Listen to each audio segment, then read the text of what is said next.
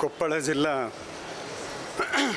14ನೇ ಕನ್ನಡ ಸಾಹಿತ್ಯ ಸಮ್ಮೇಳನದ ಸರ್ವಾಧ್ಯಕ್ಷರಾಗಿರ್ತಕ್ಕಂಥ ಶ್ರೀ ಶೇಖರಗೌಡ ಮಾಲಿಪಾಟೀಲ್ ಅವರೇ, ಈ ಜಿಲ್ಲಾ ಸಾಹಿತ್ಯ ಸಮ್ಮೇಳನಕ್ಕೆ ಬೆನ್ನೆಲುಬಾಗಿ ನಿಂತುಕೊಂಡು ಎಲ್ಲ ಸಹಕಾರ, ಸಹಾಯ ಮತ್ತು ಸಲಹೆಗಳನ್ನು ನೀಡಿ ಇದರ ಯಶಸ್ಸಿನಲ್ಲಿ ಕಾರಣಕರ್ತರಲ್ಲಿ ಒಬ್ಬರಾಗಿರ್ತಕ್ಕಂಥ ಶ್ರೀ ದೊಡ್ಡನಗೌಡ ಎಚ್ ಪಾಟೀಲ್ ಅವರೇ, ಮತ್ತು ಇದೀಗ ತಾನೇ 3 ವಿಷಯಗಳ ಕುರಿತು ಪ್ರಬಂಧಗಳನ್ನು ಮಂಡಿಸಿದಂಥ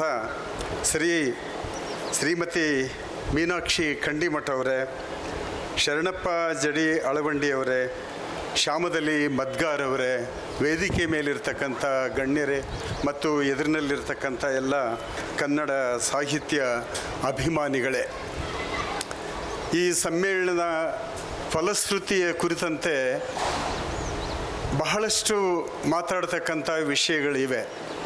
ಆದರೆ ನೋಡಿ, ಊಟಕ್ಕೆ ಬಿಡುವೇ ಇಲ್ಲ ಈ ಸಮ್ಮೇಳನದ ಆಹ್ವಾನ ಪತ್ರಿಕೆಯಲ್ಲಿ.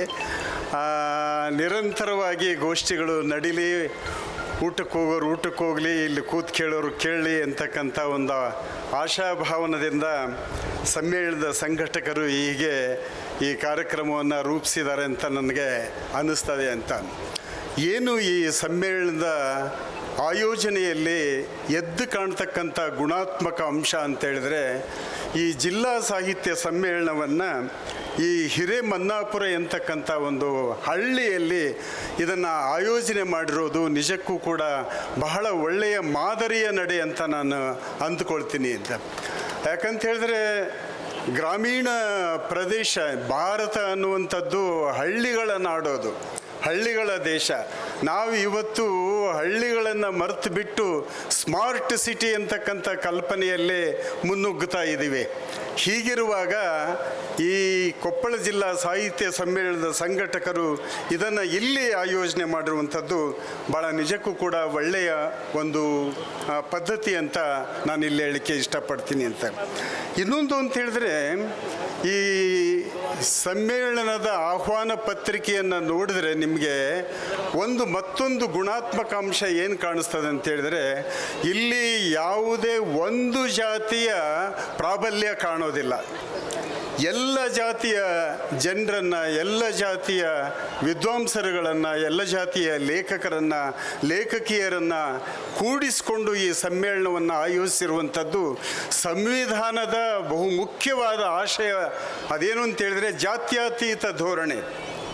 ಆ ಜಾತ್ಯತೀತ ಧೋರಣೆಯನ್ನು ಈ ಸಮ್ಮೇಳನದ ಸಂಘಟಕರು ತನಗೆ ತಾವೇ ಇದನ್ನು ಭಾಳ ಪ್ರಾಮಾಣಿಕವಾಗಿ ಸಂಘಟಿಸಿರೋದ್ರಿಂದ ಇಂಥದ್ದೊಂದು ಒಳ್ಳೆಯ ಸಂಘಟನೆ ಇಲ್ಲಿ ಸಾಧ್ಯವಾಗಿದೆ ಅಂತ ನಾನು ಅಂದುಕೊಳ್ತೀನಿ. ಅಂತ ಇನ್ನು ಇಲ್ಲಿ ವಿಷಯಕ್ಕೆ ಬರೋದಾದರೆ, ಮೊದಲಿಗೆ ಮಾತನಾಡಿದಂಥ ಶ್ರೀಮತಿ ಮೀನಾಕ್ಷಿ ಕಂಡಿಮಠ ಮೇಡಮ್ ಅವರು ಒಂದು ವಿಚಾರ ಸಂಕಿರಣದಲ್ಲಿ ಸುವ್ಯವಸ್ಥಿತವಾಗಿ ಅಚ್ಚುಕಟ್ಟಾಗಿ ಒಂದು ವಿಷಯವನ್ನು ಹೇಗೆ ನಿರೂಪಿಸ್ಬೋದೋ ಅಷ್ಟು ಅಚ್ಚುಕಟ್ಟಾಗಿ ಮೇಡಮ್ ಅವರು ಈ ಸಮ್ಮೇಳನದಲ್ಲಿ ನೆಲಮೂಲ ಸಂಸ್ಕೃತಿಯ ಕುರಿತು ಮಾತಾಡಿದ್ದಾರೆ. ಅಂತ ನಿಜವಾಗ್ಲೂ ಮೇಡಮ್ ಅವರು ಭಾರತೀಯ ಸಂಸ್ಕೃತಿಯ ಮೂಲ ಬೇರುಗಳು ಏನಿದ್ದಾವೆ, ಆ ಮೂಲ ಬೇರುಗಳಲ್ಲಿ ಕಾಣ್ತಕ್ಕಂತಹ ಒಳ್ಳೆಯ ಅಂಶಗಳು ಏನೇನಿದ್ದಾವೆ ಅಂತಕ್ಕಂಥದ್ದನ್ನು ಭಾಳ ವಿವರವಾಗಿ ನಮ್ಮೆಲ್ಲರಿಗೆ ಹೇಳಲಿಕ್ಕೆ ಪ್ರಯತ್ನ ಮಾಡಿದ್ದಾರೆ. ಅಂತ ಬಹಳ ಮುಖ್ಯವಾಗಿ ನಮ್ಮ ನಡುವೆ ಜಾತಿಗಳು ಬದುಕಿದ್ರೂ ಕೂಡ ಜಾತ್ಯತೀತವಾದಂತಹ ಒಂದು ಮೌಲ್ಯಗಳನ್ನು ನಮ್ಮ ಒಟ್ಟು ಸಮಾಜ ಉಳಿಸ್ಕೊಂಡು ಬಂದಿದೆ ಅಂತಕ್ಕಂಥ ಮಾತನ್ನು ಅವರು ಹೈಲೈಟ್ ಮಾಡಿ ಹೇಳಿದರು ಕೂಡ. ಅಂತ ಇದರ ಜೊತೆಗೆ ಈ ಕೊಪ್ಪಳ ಜಿಲ್ಲೆಯ ಒಂದು ವೈಶಿಷ್ಟ್ಯ ಏನಂದರೆ, ಇಡೀ ಕರ್ನಾಟಕದ ಮತ್ತು ಇಡೀ ಭಾರತದ ವೈಶಿಷ್ಟ್ಯ ಕೂಡ ಹೌದದು ಅಂತ, ಕೋಮು ಸೌಹಾರ್ದತೆ ಅಂತ. ಹಿಂದೂ ಮುಸ್ಲಿಂ ಎಂತಕ್ಕಂತಹ ಒಂದು ಭಾವೈಕ್ಯತೆ ಇಡೀ ಸಂಸ್ಕೃತಿಯಲ್ಲಿ ಹಾಸುಹೊಕ್ಕಾಗಿರುವಂಥದ್ದನ್ನು ಮೇಡಮ್ ಅವರು ಭಾಳ ಚೆನ್ನಾಗಿ ಉದಾಹರಣೆಗಳನ್ನು ಕೊಟ್ಟು ಕೂಡ ಇಲ್ಲಿ ಮಾತಾಡಿದರು. ಅಂತ ಎರಡನೆಯದಾಗಿ ಶ್ರೀ ಶರಣಪ್ಪ ಜಡಿ ಅಳವಂಡಿಯವರು 371J ಕುರಿತು ಅದರ ಸಂರಕ್ಷಣೆ ಮತ್ತು ಅದನ್ನು ಸದುಪಯೋಗ ಪಡಿಸಿಕೊಳ್ಳುವಿಕೆ ಕುರಿತು ಅವರು ಚೆನ್ನಾಗಿ ಮಾತಾಡಿದ್ದಾರೆ ಅಂತ. ಅವರಿಗೆ ಇಂಥ ಒಂದು ಯೋಜನೆಯಲ್ಲಿ ಕೆಲಸ ಮಾಡಿದಂಥ ಒಂದು ಅನುಭವ ಇರೋದರಿಂದ ಸಾಕಷ್ಟು ನಿದರ್ಶನಗಳನ್ನು ಕೊಟ್ಟು ಅವರು ನಮ್ಮ ಇತಿಮಿತಿಗಳ ಬಗ್ಗೆ ಕೂಡ ಬೆಳಕು ಚೆಲ್ಲುವಂಥ ಒಂದು ಪ್ರಯತ್ನವನ್ನು ಅವರು ಮಾಡಿದ್ದಾರೆ ಅಂತ. ಆದರೆ ಶರಣಪ್ಪ ಅವ್ರ ಹತ್ರ ನಾನು ಒಂದು ಮಾಡಿಕೊಳ್ಳೋ ವಿನಂತಿ ಏನು ಅಂತ ಹೇಳಿದ್ರೆ, ಇಂಥ ಸಮ್ಮೇಳನಗಳಿರ್ಬೋದು ಅಥವಾ ಬೇರೆ ಸಮ್ಮೇಳನಗಳು ಇರ್ಬೋದು, ಕರಾರುವಾಕ್ಕಾದಂತಹ ವಸ್ತುನಿಷ್ಠವಾದಂತಹ ಮಾಹಿತಿಯನ್ನು ಇಟ್ಕೊಂಡು ಅದರ ಇತಿಮಿತಿಗಳನ್ನು ಜನರಿಗೆ ತಿಳಿಸುವಂಥ ಒಂದು ಪ್ರಯತ್ನ ಮಾಡಿದರೆ ಈ ಕುರಿತಾದಂಥ ಒಂದು ಜಾಗೃತಿ ಎಲ್ಲರಲ್ಲೂ ಬೆಳೆಯಲಿಕ್ಕೆ ಸಾಧ್ಯ ಆಗ್ತದೆ ಅಂತಕ್ಕಂಥ ಮಾತನ್ನು ಈ ಸಂದರ್ಭದಲ್ಲಿ ಹೇಳಲಿಕ್ಕೆ ಇಷ್ಟಪಡ್ತೀನಿ ಅಂತ. ಮತ್ತು ಕೊನೆಯಲ್ಲಿ ಮಾತನಾಡಿದಂಥ ಶ್ರೀ ಶ್ಯಾಮದಲ್ಲಿ ಮದ್ಗಾರ್ ಅವರು ಒಳ್ಳೆ ಸಿಡಿಲಬ್ಬರದ ಭಾಷಣ. ಅವರಿಗೆ ನಿಜವಾಗಲೂ ಒಂದು ತಾಸು ಕೊಟ್ಟರು ಕೂಡ ಕಡಿಮೆ ಏನು ಅನ್ನಿಸುವಷ್ಟರ ಮಟ್ಟಿಗೆ ಅವರಲ್ಲಿ ವಿಷಯ ಸಂಗ್ರಹಣೆ ಇದೆ. ಅದಕ್ಕಿಂತಲೂ ಬಹುಮುಖ್ಯವಾಗಿ ಬಹಳ ಕಾಳಜಿ ಇದೆ ಅಂತ ನೋಡಿ. ಅವರು ಭಾಳ ಒತ್ತು ಕೊಟ್ಟು ಬಂಗಾರಕ್ಕೆ ತುಕ್ಕು ತಗಲಿದೆ ಅಂತಕ್ಕಂತಹ ಭಾಳ ರೂಪಕವಾದಂತಹ ಒಂದು ಭಾಷಣ ಸಂಕೇತದಲ್ಲಿ ಕೆಲವು ಮಾತುಗಳನ್ನು ವಿವರಿಸೋದಕ್ಕೆ ಪ್ರಯತ್ನ ಮಾಡಿದ್ದಾರೆ ಅಂತ ನೋಡಿ. ಮೀನಾಕ್ಷಿ ಕಂಠಿಮಠ ಅವರು ಮೇಡಮ್ ಅವರು ಮಾತಾಡಿದಂಥ ಸಂಸ್ಕೃತಿಯ ಒಂದು ಮುಖ ಒಂದು ಕಡೆಗೆ ಇದ್ದರೆ, ವಾಸ್ತವದಲ್ಲಿ ಇಂತಹ ಸಂಸ್ಕೃತಿಯನ್ನು ಹಾಳುಗೆಡವಲಿಕ್ಕೆ ಪ್ರಯತ್ನ ಮಾಡ್ತಕ್ಕಂತಹ ರಾಜಕೀಯ ಹಿತಾಸಕ್ತಿಗಳು, ಧಾರ್ಮಿಕ ಹಿತಾಸಕ್ತಿಗಳು ನಮ್ಮಲ್ಲಿ ಭಾಳ ಸಕ್ರಿಯವಾಗಿದ್ದಾವೆ ಎನ್ನುವಂಥ ಅಂಶದ ಕಡೆಗೆ ಅವರು ನಮ್ಮ ಗಮನವನ್ನು ಸೆಳೆದಿದ್ದಾರೆ ಅಂತ ನೋಡಿ. ನಾನು ಒಂದು ಸಾರಿ ಕೊಪ್ಪಳ ಪಕ್ಕದಲ್ಲೇ ಇರ್ತಕ್ಕಂಥ ಒಂದು ಬಹದ್ದೂರು ಬಂಡಿ ಅಂತಕ್ಕಂಥ ಊರಿಗೆ ನಾನು ಹೋಗಿದ್ದೆ ಅಂತ. ಅಲ್ಲಿ ಒಂದು ಜಾತ್ರೆಯ ಸಂದರ್ಭದಲ್ಲಿ ಇಡೀ ಊರೇ ಅಲ್ಲಿ ದರ್ಗಾಕ್ಕೆ ಹೋಗ್ತಕ್ಕಂಥದ್ದು, ಗುಡಿಗೆ ಹೋಗ್ತಕ್ಕಂಥದ್ದು, ಸಾಮೂಹಿಕವಾಗಿ ಒಂದಾಗಿ ಆಚರಣೆ ಮಾಡ್ತಕ್ಕಂಥ ಒಂದು ಪದ್ಧತಿಯನ್ನು ನಾನು ನೋಡಿದೆ. ಅದು ಒಂದು ಊರಿನ ಕಥೆಯಲ್ಲ. ನೀವು ಗುಲ್ಬರ್ಗಾದ ಖಾಜಾ ಬಂದೇ ನವಾಜ್ ಆಗಲಿ, ಶರಣಬಸವ ಸಂಸ್ಥೆ ಆಗಲಿ, ಅವೆರಡರ ನಡುವೆ ಇರತಕ್ಕಂಥ ಸೌಹಾರ್ದ ಸಂಬಂಧ ನೋಡಿಕೊಂಡ್ರೆ ಇಡೀ ಕರ್ನಾಟಕದಲ್ಲಿ ಇಂಥದೊಂದು ಬಾಂಧವ್ಯವನ್ನು ನಮ್ಮವರು ಹಿಂದಿನಿಂದ ಉಳಿಸ್ಕೊಂಡು ಬಂದಿದ್ದಾರೆ ಅಂತ. ನಿಮ್ಮಲ್ಲಿ ನಾನು ಭಾಳ ಒತ್ತಾಸೆಯಿಂದ ಹೇಳ್ತಕ್ಕಂಥ ಮಾತೇನು ಅಂತ ಹೇಳಿದ್ರೆ, ಈ ಭಾರತೀಯ ಸಂಸ್ಕೃತಿ ಅನ್ನುವಂಥದ್ದು ಏನಿದೆಯಲ್ಲ, ಅದು ಸಮ್ಮಿಶ್ರವಾದ ಸಂಸ್ಕೃತಿ. ಅದು ಯಾವುದೇ ಒಂದು ಜಾತಿ ಕಟ್ಟಿದಂಥ ಸಂಸ್ಥೆ ಅಲ್ಲ, ಯಾವುದೇ ಒಂದು ಮತದವರು ಕಟ್ಟಿದಂಥ ಸಂಸ್ಥೆ ಅಲ್ಲ, ಯಾವುದೇ ಒಂದು ಪ್ರದೇಶದವರು ಕಟ್ಟಿದಂಥ ಸಂಸ್ಥೆ ಅಲ್ಲ. ಇವತ್ತು ಕೆಳಜಾತಿಯವರಂತ ಅನಿಸ್ತಕ್ಕಂತಹ ಒಲೆಮಾದಿಗರಾಗ್ಬೋದು, ಬುಡಕಟ್ಟು ಜನಾಂಗಗಳಾಗ್ಬೋದು, ಪಂಗಡಗಳಾಗ್ಬೋದು, ಎಲ್ಲರೂ ಕೂಡಿ ಕಟ್ಟಿ ಬೆಳೆಸಿದಂಥ ಸಂಸ್ಕೃತಿ ಇದು ಭಾರತೀಯ ಸಂಸ್ಕೃತಿ ಅಂತನ್ನುವಂಥದ್ದು. ರಾಜಕೀಯ ಉದ್ದೇಶಗಳಿಗಾಗಿ ಈ ಸಂಸ್ಕೃತಿಯ ವಕ್ತಾರರನ್ನು, ಈ ಸಂಸ್ಕೃತಿಯ ಪ್ರತಿನಿಧಿಗಳನ್ನು ಡಿಸ್ಟರ್ಬ್ ಮಾಡ್ತಕ್ಕಂಥ ಕೆಲಸ ಇವತ್ತು ಬಹಳ ವ್ಯವಸ್ಥಿತವಾಗಿ ನಡೀತಾ ಇದೆ ಅಂತ ನೋಡಿ. ಈಗ ನಿನ್ನೆ ತಾನೇ ಅದು ಕೊನೆಗೊಂಡಂಥ ಸ್ಟ್ರೈಕನ್ನು, ದೆಹಲಿಯಲ್ಲಿ ನಡೆದಂಥ ಸ್ಟ್ರೈಕನ್ನು ನೀವು ಗಮನಿಸ್ಬೋದು ಅಂತ. ಆ ಸ್ಟ್ರೈಕ್ ಮಾಡ್ತಕ್ಕಂಥವ್ರು ಬರೀ ಮುಸ್ಲಿಮರು ಇರಲಿಲ್ಲ, ಅಲ್ಲಿ ಎಲ್ಲ ಜಾತಿಯ ಭಾರತೀಯ ಯುವಕರು ಅಲ್ಲಿಯ ಕೆಲಸ ಮಾಡ್ತಾಯಿದ್ರು. ಅವ್ರ ಮೇಲೆ ಲಾಠಿ ಪ್ರಹಾರ ಮಾಡಲಾಯಿತು, ಅವ್ರ ಮೇಲೆ ಬೇರೆ ಬೇರೆ ರೀತಿಯ ದಿಗ್ಬಂಧನಗಳನ್ನು ಹಾಕಲಾಯಿತು ಅಂತ. ಭಾರತೀಯ ಯುವಕರು ತಮ್ಮ ಸಮಸ್ಯೆಗಳ ಕುರಿತು ಏನೋ ಒಂದು ಚಳುವಳಿಯನ್ನು ಮಾಡುವಾಗ ಸರ್ಕಾರ ಸೌಜನ್ಯಯುತವಾಗಿ ಅವ್ರ ಜೊತೆಯಲ್ಲಿ ಮಾತಾಡಬೇಕಾಗಿತ್ತು. ಅದರ ಬದಲಿಗಾಗಿ ಅವರನ್ನು ಹಿಮ್ಮೆಟ್ಟಿಸ್ತಕ್ಕಂಥ ನಿಟ್ಟಿನಲ್ಲಿ ಪ್ರಯತ್ನ ಮಾಡಿತು ಅಂತ.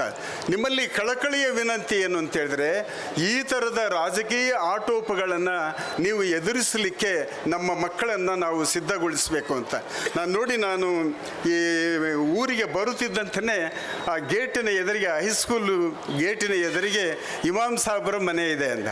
ಇಮಾಮ್ ಸಾಬ್ರಿಗೆ ನಾವು ಕಳೆದ ವರ್ಷ ಬಯಲಾಟ ಅಕಾಡೆಮಿಯಿಂದ ಗೌರವ ಪ್ರಶಸ್ತಿಯನ್ನು ಕೊಟ್ಟು ಸನ್ಮಾನಿಸಿದ್ವಿ. ಆ ನೆನಪನ್ನು ಇಟ್ಕೊಂಡು ಅವರು ಆವಾಗ ಮಾತಾಡ್ತಾನೆ ಇರ್ತಾರೆ, ಮರಿತಿಲ್ಲ ಅವರು. ಇವ್ರಲಿಂದ ಕೆಲಸ ಆಯ್ತಲ್ಲ ಮರ್ತು ಬಿಡೋಣ ಅನ್ನೋ ಭಾವ ಅಲ್ಲ, ಆವಾಗ ಮಾತಾಡ್ತಾ. ಇವತ್ತು ನೋಡಿ, ನಾವು ಬರುತ್ತಿದ್ದಂತೆಯೇ ಸಾಹೇಬ್ರೆ ನೀವು ನಮ್ಮ ಮನೆಯಲ್ಲಿ ಒಂಚೂರು ಟಿಫಿನ್ ಮಾಡಿಬರ್ರಿ ಅಂತ ಟಿಫಿನಿಗೆ ಕರ್ಕೊಂಡೋಗಿ ಒಗ್ಗರಣೆ ಮಿರ್ಚಿ ತಿನ್ನಿಸಿ ನಮಗೆ ಟೀ ಕುಡಿಸಿ ಕಳಿಸಿದ್ರು. ಈ ಆದರಾತಿಥ್ಯ ಏನಿದೆಯಲ್ಲ ನಮ್ಮ ಜನಜೀವನದ ನರನಾಡಿಗಳಲ್ಲಿ ಇದೆ ಇದಂತೆ. ಸೊ ಇದು ಭಂಗ ಆಗಲಾರ್ದಂತೆ ನಾವೆಲ್ಲರೂ ಕೂಡಿ ಇದನ್ನು ಉಳಿಸ್ಕೊಳ್ಳುವಂಥ ನಿಟ್ಟಿನಲ್ಲಿ ಪ್ರಯತ್ನ ಮಾಡಬೇಕು ಅಂತ. ಕೊನೆಯಲ್ಲಿ ಒಂದು ಮಾತು, ನಮ್ಮ ಜನ ಎಂಥವ್ರು ಅಂತೇಳಿದ್ರೆ ನೋಡಿ, ಈ ಕೂಡಲ ಸಂಗಮದ ಲಿಂಗವನ್ನು ಕುರಿತು ಒಬ್ಬ ಜನಪದ ಮಹಿಳೆ ಹೇಳಿದಂಥ ಒಂದು ತ್ರಿಪದಿ ಪದ್ಯ ಇದು. ಕೂಡಲ ಸಂಗಯ್ಯ ಹೊಳೆಯಾಗ ಹೆಂಗಿದ್ದಿ, ಆ ಲಿಂಗವನ್ನು ಆಕೆ ಪ್ರಶ್ನೆ ಮಾಡ್ತಾ ಇದ್ದಾಳೆ. ಕೂಡಲ ಸಂಗಯ್ಯ ಹೊಳೆಯಾಗ ಹೆಂಗಿದ್ದಿ, ನೀರೊತ್ತಿ ಮಳಲೊತ್ತಿ ಅಳ್ಳೊತ್ತಿ ಲಿಂಗ ನೆನೆದಾನ ಅಂತ. ನಮ್ಮ ದೇವರಿಗೆ ಚಳಿ ಆಗೋದಿಲ್ಲೇನು, ಮಳೆ ಆಗೋದಿಲ್ಲೇನು, ನಮ್ಮ ದೇವ್ರು ಹಿಂಗೆ ನೀರಿನಾಗಿ ಹೆಂಗೆ ಕೂತಾನ ಅಂಥೇಳಿ ಆ ಹಳ್ಳಿಯ ಹೆಣ್ಣು ಮಗಳು ಪ್ರಶ್ನೆ ಮಾಡ್ತಕ್ಕಂಥ ರೀತಿ ನೋಡಿದ್ರೆ ನಿಜವಾಗಲೂ ನಮ್ಮ ಜನಗಳ ಭಾವನೆಗಳು ಹೇಗೆ ಶ್ರೀಮಂತವಾಗಿವೆ ಅನ್ನುವಂಥದ್ದು ಕಾಣಿಸ್ತದೆ ಅಂತ. ನಾನು ಕೊನೆಯಲ್ಲಿ ಒಂದು ಮಾತನ್ನು ಹೇಳಲಿಕ್ಕೆ ಇಷ್ಟಪಡ್ತೀನಿ. ಅದೇನು ಅಂತ ಹೇಳಿದ್ರೆ, ಸಮ್ಮೇಳನ ಭಾಳ ಅಚ್ಚುಕಟ್ಟಾಗಿ ಸಂಘಟನೆಗೊಂಡಿದೆ, ಅದು ಒಂದು ಕಡೆ ಮಾತು ಅಂತ.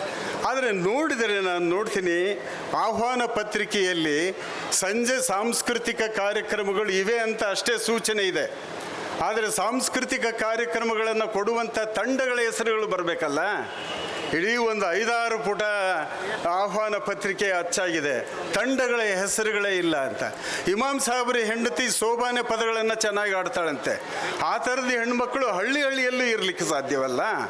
ನಮ್ಮ ಶಾಲೆಯ ಮಕ್ಕಳು ಶಾಲೆಯ ರಾಷ್ಟ್ರಗೀತೆಯನ್ನೇ ಆಡಲಿ, ಬೇರೆ ಪದಗಳನ್ನೇ ಆಡಲಿ, ಅವ್ರದ್ದು ಒಂದೊಂದು ತಂಡವನ್ನು ಕರೆಸಿ ನಾವು ನಡುವೆ ಆಯೋಜನೆ ಮಾಡಿದರೆ ಸಮ್ಮೇಳನ ಡ್ರೈ ಆಗೋದಿಲ್ಲ.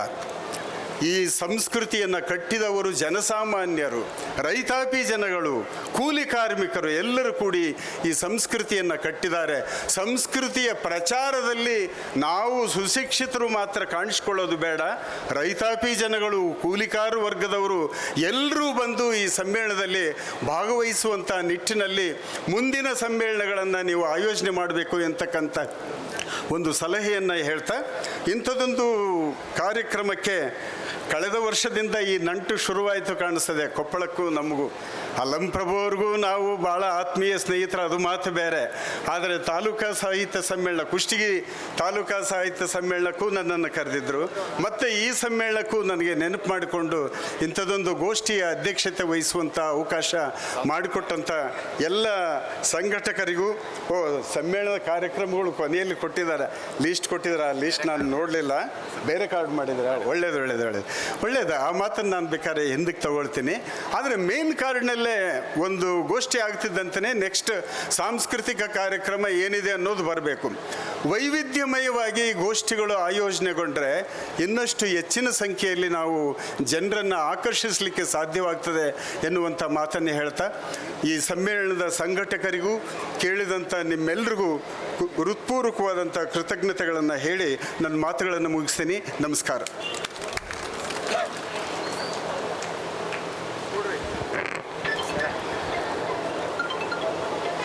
ಅಧ್ಯಕ್ಷೀಯ ನುಡಿಗಳನ್ನಾಡಿರ್ತಕ್ಕಂಥ ಶ್ರೀ ದುರ್ಗದಾಸ್ ಕೆ ಆರ್ ಅಧ್ಯಕ್ಷರು, ಬಯಲಾಟ ಅಕಾಡೆಮಿ ಬಾಗಲಕೋಟೆಯವರಿಗೆ ಹೃದಯ ಸ್ಪರ್ಶಿ ಅಭಿನಂದನೆಗಳು.